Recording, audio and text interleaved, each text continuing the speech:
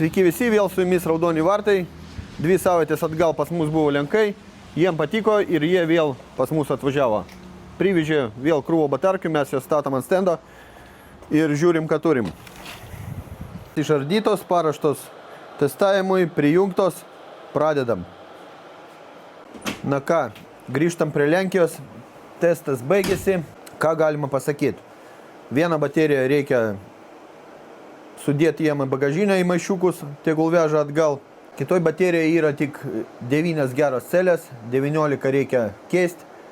Jeigu ką, mes visada turim gerų patikrintų celių, pas mus yra didžiulis sandėlis, galit visada kreiptis.